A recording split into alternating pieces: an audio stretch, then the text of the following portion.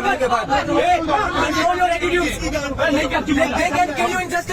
अगर इस मुल्क में शराब की बोतलें शहद साबित हो सकती हैं तो एक खातून नशे की हालत में गाड़ी चलाती हुई 5 अफराद को टक्कर मार के हलाक करने के बाद बेकसूर साबित क्यों नहीं हो सकती। कराची के इलाके में एक वाकया पेश आता है जिसमें एक खातून प्राडो गाड़ी नशे की हालत में चला रही थी और अपनी गाड़ी से टक्कर मार के मुबैना तौर पर 4 से 5 अफराद को हलाक कर देती है, जिनमें एक कराची यूनिवर्सिटी की तालिब इल्म आमना आरिफ भी शामिल है और उनके वालिद भी शामिल हैं। इस वाक़े के फौरी बाद पाकिस्तान की तमाम तर मीडिया चैनल्स में इस वाक़े की खबर गर्दिश करने लगी और तमाम मीडिया चैनल्स इस वाक़े को कवरेज दे रहे थे, लेकिन जैसे ही पता लगा कि ये खातून कौन है तो साथ ही पुलिस की जानिब से बयान आया कि ना तो ये खातून नशे में थी और ना ही मीडिया ने किसी किस्म की इस वाक़े को मज़ीद कवरेज दी। अब सवाल ये पैदा होता है कि ये खातून कौन थी और उसके बाद हुआ क्या। होता कुछ यूं है कि जैसे ही वाकया पेश आता है पुलिस वहां पर आके पकड़ती है, खातून को अपने साथ ले जाती है और उस खातून का जिसका नाम नताशा बताया जा रहा है उसका मेडिकल करवाने का फैसला किया जाता है। अब नताशा का बैकग्राउंड पता किया पुलिस ने तो पता लगा कि गुल अहमद एनर्जी लिमिटेड के चेयरमैन दानिश इकबाल की बीवी है नताशा।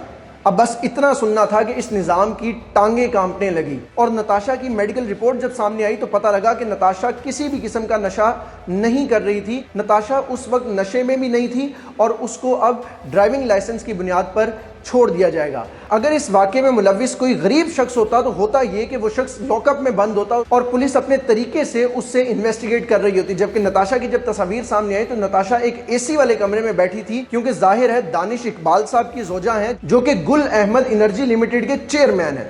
इस वाक़े में हलाक होने वाली आमना आरिफ कराची यूनिवर्सिटी की तालिब इल्म थी।